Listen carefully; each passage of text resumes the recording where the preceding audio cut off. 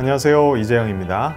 직장인 공부법, 표지가 눈에 띄는 이 책의 내용 궁금하시죠? 앞으로 5차시에 걸쳐 이 책의 핵심 내용과 저의 실제 경험을 덧붙여 여러분께 직장인 공부법에 대한 아주 유용한 팁을 전해드리고자 합니다. 일만 하기에도 바쁘고 시간이 부족한 직장인, 자신의 워라밸을 지키며 공부도 잘하는 비법이 있을까요? 이 질문에 흔쾌히 그렇다 라고 답하는 사람이 있습니다. 기왕이면 적게 공부하자 라는 모토 아래 미국 공인회계사, 국제재무분석사, 국제재무위험관리사, 공인중개사 등 한 가지만 합격해도 감지덕지인 이 시험들에 모두 합격한 13년차 직장인 공부의 달인 이형제입니다. 그는 대학에서 경제학부를 졸업을 앞두고 1년 만에 행정고시에 합격해 직장 생활을 하며 공부하기 시작했습니다. 그는 쉽게 공부를 포기하고 많은 직장인들에게 공부의 동기를 제공해주고 최대한 효율적으로 공부할 수 있는 방법을 전해주고자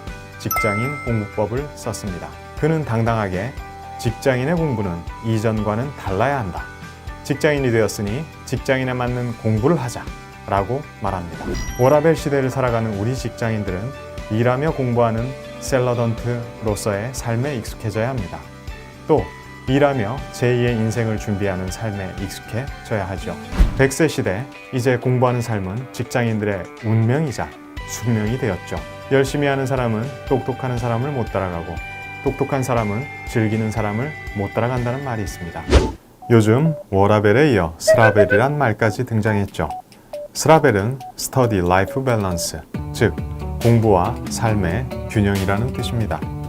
워라밸에 치중하다가는 지금 당장은 행복하겠지만 불안한 미래를 맞이하게 될 가능성이 큽니다. 그래서 스라벨이 중요해졌습니다. 바야흐로 직장인 자기개발의 시대가 되었습니다. 지금까지 입시와 취업을 위해 미친 듯이 공부한 우리는 이제 승진과 이직, 그리고 퇴직 후의 삶을 걱정하며 공부해야 하는 시대에 살게 됐죠. 남들보다 자격증 하나 더 있고 언어 하나 더 잘할 수 있다는 것이 나의 가치를 증명하는 시대가 온 것입니다. 그런데 일하며 살기에도 시간이 부족한 직장인들이 자신의 워라밸을 지키며 공부할 수 있을까요? 물론 주 52시간 근무가 현실화되면서 공부할 수 있는 시간은 좀 더 많아졌을 겁니다. 그런데 문제는 직장인의 공부가 대개 결심에서 멈춘다는 것이죠. 결심한 순간 새벽반 영어 강의를 등록하고 인터넷 강의를 결제합니다. 하지만 인강은 OT 강의에서 진도를 나가지 못하죠. 마치 수학의 정석 공부할 때 일장 집합에만 머무르는 것처럼요. 새벽반 영어 강의는 헬스클럽 정기권이 되어버립니다. 왜 직장인의 공부는 매번 결심에서 멈출까요? 왜 더 나아가지 못할까요? 저자 이형제는 공부에 실패하는 직장인들에게 공부 예열 3단계를 거칠 것을 강조합니다. 공부 예열 3단계란 나를 이해하고 공부할 의욕을 충전해 이를 실천할 공부법에 대해 고민하는 것입니다. 없는 시간을 쪼개어 공부해야 하는 직장인들이기에 공부하는 목표부터 착실하게 고민하고 시간을 내고 싶을 정도로 필요하고 즐거운 공부를 할 수 있도록 예열의 과정이 필요한 것입니다. 이 책에서 가장 중요한 문장 중 하나는 내 삶의 밀도를 높이는 공부를 하기 위해서는 목표 설정이 중요하다는 것을 깨달았다라는 문장입니다. 즉, 내가 이루고자 하는 목표를 명료하게 설정하기 위해선 지금의 나와 미래의 내 모습을 먼저 생각해 봐야 하는 것이죠. 이 공부는 내 삶에 어떤 도움이 될까? 이 물음에 확실히 답할 수 있을 때 비로소 공부할 의욕이 생깁니다. 저의 실제 경험을 들려드리겠습니다. 내 가슴이 원하는 대로 살자. 이 일을 즐겁게 하고 그 안에서 가치를 찾자. 승진이 아닌 외부에서도 인정받는 진짜 나의 역량을 키우자 라고 다짐하게 됩니다. 제 마음은 그 이후로 한결 가벼워졌고 진정한 역량을 쌓기 위한 자기개발 열정을 불사르게 된 계기가 되었습니다. 이후 저는 승진보다는 회사 밖에서도 통하는 진짜 역량을 쌓기 위한 자기개발에 몰두하게 되죠. 그리고 MBA에 진학하게 됩니다.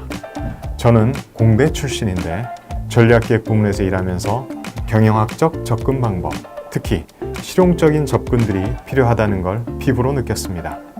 그런데 저한테는 그 기반이 부족하다는 사실을 깨달았던 것이죠. MBA를 통해 부족한 부분을 채울 수 있을 거라고 결론을 내렸고, 실제로 저는 MBA를 밟은 후 개인 역량이나 커리어 측면에서 큰 성장을 이뤘습니다. 그런데 MBA를 공부하던 시절 어느 날이었죠. MBA 학위가 미래를 보장해 줄까 하는 생각이 들었습니다. 왜냐하면 제 주변에 소위 말하는 스펙이 좋은 동료들이 너무 많았기 때문이죠.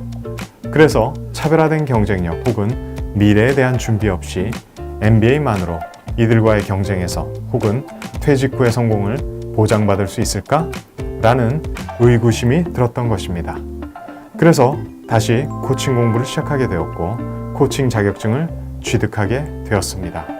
이후 저는 회사에 다니면서 4권의 책을 출간할 수 있었고, 주요 전문지와 신문에서 칼럼니스트로 활동했습니다. 그리고 회사 안에서도 회사 밖에서도 인정받는 전문가로 인정받으며 40대 초반에 그룹사의 CFO 겸 경영기획 총괄 임원으로 발탁이 될 수 있었습니다.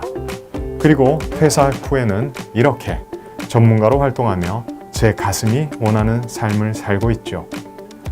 여러분은 왜 공부하고 싶은가요? 내 삶의 밀도를 높이는 공부를 하기 위해서는 이 질문이 먼저 선행되어야 합니다. 나의 노력이 가치를 인정받으려면 나 자신에게 중요한 질문들을 던져봐야 합니다. 내가 원하는 나의 모습은 무엇일까? 정말 노력하면 나의 삶이 달라질 수 있을까? 와 같은 질문들이죠. 저자 역시 이런 질문을 던지고 편향되지 않는 시각으로 답을 찾으려는 노력을 했습니다.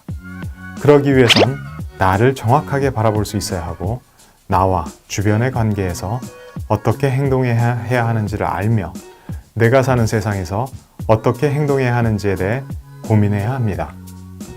나 자신과 주변, 그리고 세상을 어떻게 보느냐에 따라 나의 고민, 사람들이 하는 말, 사회의 통념들이 달리 보일 수 있기 때문이죠. 그렇다면 흔들리지 않고 공부하는 직장인이 되기 위해 가져야 할 마음가짐은 뭘까요? 먼저 사회적인 평가에 얽매이지 말자입니다. 때론 우리는 다른 사람의 눈치를 보며 삽니다. 그런데 타인의 평가에는 나에게 중요하지 않은 것들이 섞여 있습니다. 그것을 구분해야 나에게 맞는 자기개발 방법을 찾을 수 있죠. 효과적인 자기개발을 위해서는 나에게 불필요한 사회적 평가를 걸러낼 필요가 있다는 말입니다.